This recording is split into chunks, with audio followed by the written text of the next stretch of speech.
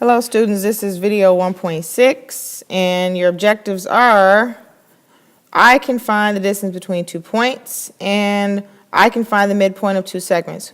We will mostly focus on distance between 2 points today, and tomorrow we'll focus on midpoint of 2 segments. So let's start off with distance. Distance, we've already talked about, is going to be the absolute value between 2 points. So if I have 2 points on a number line, call them A and B, then my distance is going to be just this simple horizontal length between these 2 points. So that space here. What we want to think about is that if this is on an X and Y axis, we're going to have the horizontal distance, which you can see here, moving from right to left, and then the vertical distance, which you can see moving here, which is our up and down. And that actually creates A and B. Now, if you're a helicopter, you could fly from B to A, and we'd have this line. And if you look at this, we've got A, B, and C. And that's going to be really helpful later because we'll be using the Pythagorean theorem, which we all know and love to use in this class. Okay? So right now, I want to actually look at another way to figure out the distance between 2 points, and that's going to be using something called the distance formula. In the distance formula, you actually are plugging in values and you're evaluating. You need to be careful here, though, because you have to use the radical symbol, which means you need the square root, and you're also squaring. So you're squaring the number so you get a positive value, but you're also taking the square root, so it actually balances it out. So we're going to look at all of these ways today when we work on our problems. Just one last quick thing. You want to make sure that you have your IXL skills you're working on. You should be able to do B8 after today. B8. Remember, they're all due Friday by midnight. So here's example number 1. It says, what is the distance between F and G? Now, this is on a number line, so we simply need to figure out where F is and where G is. So F is at -6. So I'm going to write down -6. And G is at 14. So I actually need the difference between these two numbers. So I'm going to find -6 and the difference between 14. And that'll give me my solution. So now what I want to do is I want to go ahead and subtract. So I've got -6 minus 14 is going to give me -20. And remember, I need the absolute value of this answer, which will give me 20. So that means the difference between F and G is going to be 20 units. You want to write units because this is a measurement. Number 2.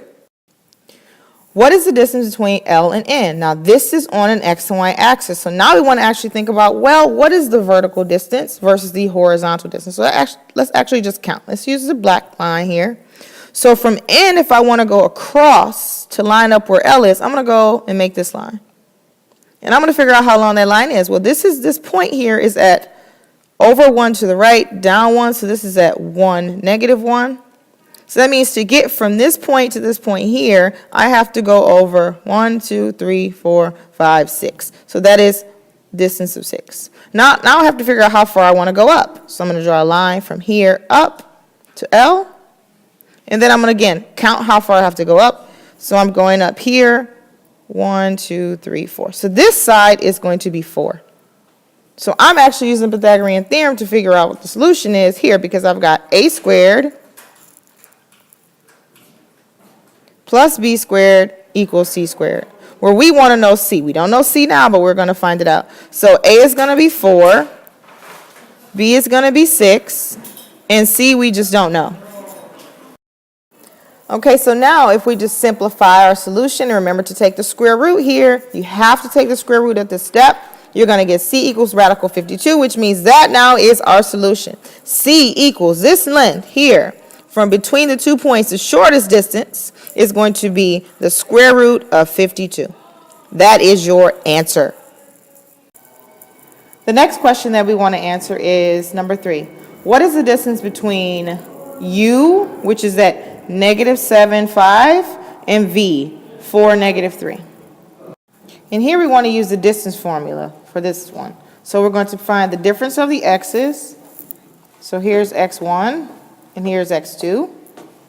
So x1 is going to be -7 and x2 is 4, so -4. And then we want the y's. The y here is, this is the y. So that would mean 5 is y1. And over here, negative 3 is going to be y2.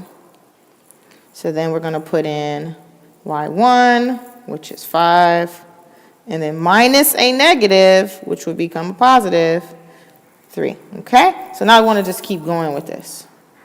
It does matter which order you put. You do have to put the x1 first and the y1 first. Okay? Order matters here. So I want to keep going. And remember, I'm going to add these together. Okay? So this is negative 7 minus 4. So that's going to give me negative 11. Again, I'm squaring it. And I'm adding it to 5 minus negative 3, which is really 5 plus 3, which is 8. And I'm squaring that. And that's going to give me, so if I keep going with this, I would end up with the radical 185. If I put this in my calculator and round it, I should get, and this simplifies to be 13.6 units. So now the secret hot question is, what is the distance between W, which is negative 5, 7, and X, which is 11, 2? You need to round to the nearest 10. Please make sure and answer the secret hot question. I will see you tomorrow.